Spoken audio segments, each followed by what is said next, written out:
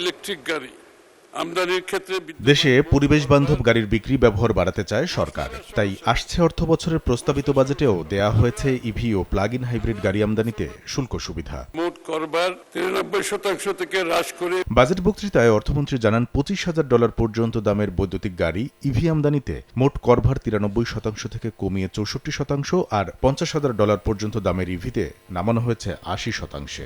ইভিকে প্রাধান্য দিতে গিয়ে হাইব্রিডকে আমি বলবো যে সম্পূর্ণভাবেই উপেক্ষা করা হয়েছে, বরং 2% হলেও রেগুলেটরি ডিউটি নিয়ন্ত্রণমূলক শুল্ক কিন্তু বাড়িয়েছে। 1800 সিসি পর্যন্ত brand new plug in hybrid গাড়ি আমদানিতে করভার 93.16% থেকে কমিয়ে 73.44% করা হয়েছে, আর 1801 থেকে 2000 সিসিতে 132.36% থেকে কমিয়ে করা হয়েছে 96.10%। একটা প্রশ্ন আছে, পরিবেশ বান্ধব যখন গাড়ির আপনি ডিউটি কমাচ্ছেন, তাহলে কেন আপনি হাইব্রিড এবং প্লাগ ইন হাইব্রিড দুটাকে আলাদা করছেন? দুটোই তো পরিবেশ বান্ধব। এই শুল্ক সুবিধা রিকন্ডিশনড প্লাগ ইন হাইব্রিড গাড়ি আমদানিকারকরা পাবেন কিনা বাজেট বক্তৃতায় তা উল্লেখ করা না হলেও শুল্কায়নের জন্য দুটি এইচএস কোডে বলা হচ্ছে সমান সুযোগ পাবেন তারাও। বাজেটের ভিতরে আমরা অনেক কিছু আনক্লিয়ার, এবং যেটা আমরা দেখলাম যে এখানে কোনো একটা গোষ্ঠীকে বেশি প্রমোট করা হয়েছে। 1 থেকে 2000 সিসি পর্যন্ত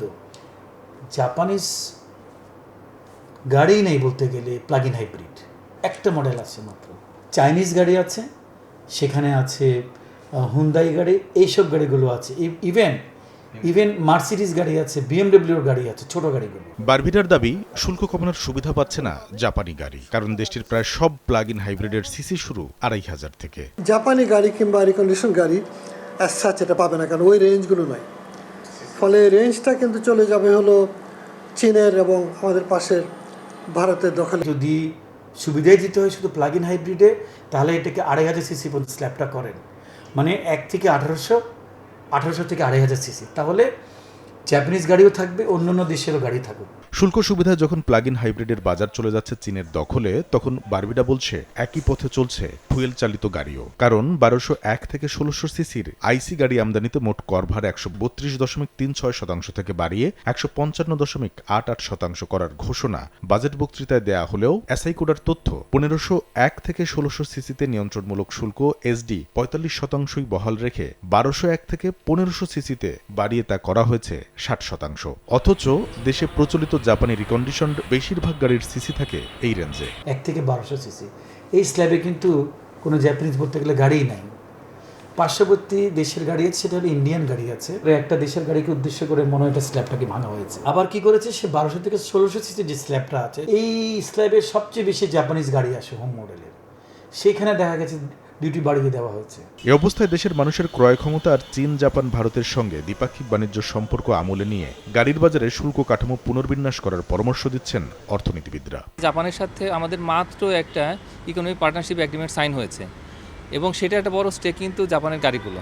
তো এখন জাপান যদি দেখতে পায় যে না আসলে ঠিক ইকোনমিক পার্টনারশিপ এগ্রিমেন্ট সাইন করেছি, কিন্তু আমরা ওই গাড়ির বাজারের ক্ষেত্রে কিন্তু লেভেল প্লেইং ফিল্ড দিচ্ছি না, তখন কিন্তু তারা এই বিষয়টা কোনোভাবে নেবে। এখনও সময় আছে এই জায়গাতে এমনভাবে করের বিন্যাসটা করতে হবে যাতে করে শুল্কের যে পুরো কাঠামো তৈরি করতে হবে, যাতে করে সমস্ত গাড়ি যেন সমান সুযোগ সুবিধা পায়, এবং একই সঙ্গে যে জাপানি যেটা সবচেয়ে পরীক্ষিত, তারা যেন কোনোভাবে বাদ না পড়ে। স্থানীয় পর্যায়ে বৈদ্যুতিক বাস ট্রাক উৎপাদনকারী শিল্পের উপকরণ ও কাঁচামাল আমদানির ক্ষেত্রে 5% অতিরিক্ত ভ্যাট ও অন্য সব ধরনের শুল্ক করও সম্পূর্ণ অব্যাহতির ঘোষণা দেওয়া হয়েছে।